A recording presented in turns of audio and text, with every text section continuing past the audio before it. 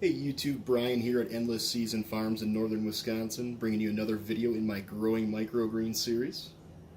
I've had a lot of questions recently about the packaging that I use for selling to stores, and I know that's a question I had, probably my biggest question I had when I started doing it myself. So I'm going to show you what I use. Not to say it's the only thing that works, but it works for me. What I use here are these Genpak, Genpak hinged deli containers. They're unvented. There are no holes in here. Now, you're going to find varying information online, whether it be on the internet or on YouTube. There's going to be people that say you absolutely must use vented containers. There's going to be people that say you absolutely must not use vented containers. Now, from my experience, I have never used vented, but these unvented containers work great for me. I get about 10 days of shelf life, and that's plenty for me to sell my products. So, the main one I use is the AD16 is the model number of it. It is a 16-ounce hinged deli container. I also have the 8-ounce hinged deli container and the 4-ounce. I fit 2 ounces of greens in the 16-ounce, 1 ounce of greens in the 8-ounce, and a ½ ounce in the little 4-ouncer. So, most of my stuff goes in these big 16-ouncers, everything except for the daikon radish. I put that in the 8-ounce container. I'm going to show you what I do actually when I harvest these, just because I haven't even made a harvesting video yet for you. So, gonna grab my empty container here so I can tear out my scale. Set it up here.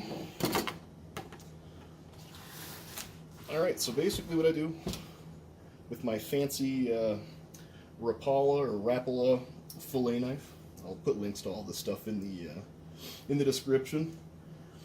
Just get down. You don't want to go tight to the soil, or you will pick up a ton of seeds. Just go about a ½ inch above the base of the soil. Try to make yourself a nice smooth cut. Get a nice ball in your hand there. What I do, I always check the bottom. Always check the bottom of the greens. That's where you're going to pick up seeds, roots, dirt, any mold. If there's going to be mold in your tray, is going to be on the bottom. You'll see it there. So what I do, I like to try to stand these up in a corner, and then I just work my way around, making a nice arrangement.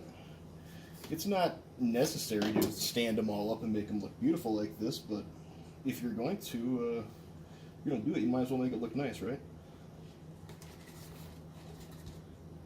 So, like I said, I do 2 ounces of greens in these 16-ounce containers.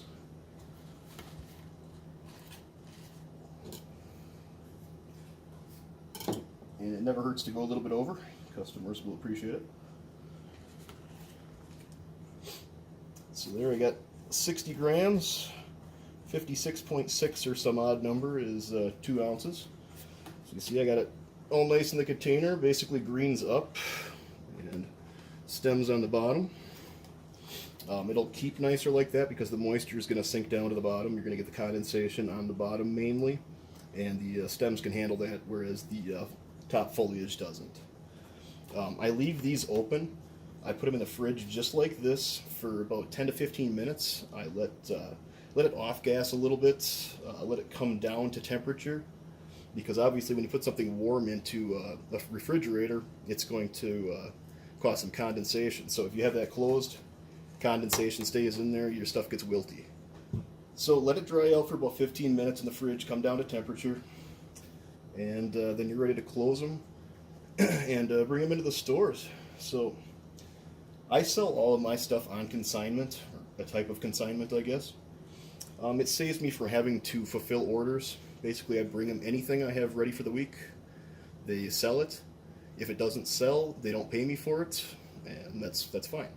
I don't have to deal with it, but it's worked out really nicely for me, and I've figured out how much to bring them over the past few months, and we're really getting it balanced out to where they don't throw much away. So other than that, I don't label these. I bring them in, the store labels them for me. They put expiration dates, everything on it. They date everything between 7 and 10 days out, and you'll have a nice, beautiful product even still after 10 days. But you know, if you want to have your best stuff on the shelf, I'd pull it around then. Other than that, well, I'm sure I'm forgetting something, but that's the basics of what I wanted to show you today. So I appreciate you watching. Hit that subscribe button, like the video if you liked it. If not, you can dislike it too. But I'll see you next time with some more videos. Thanks, guys.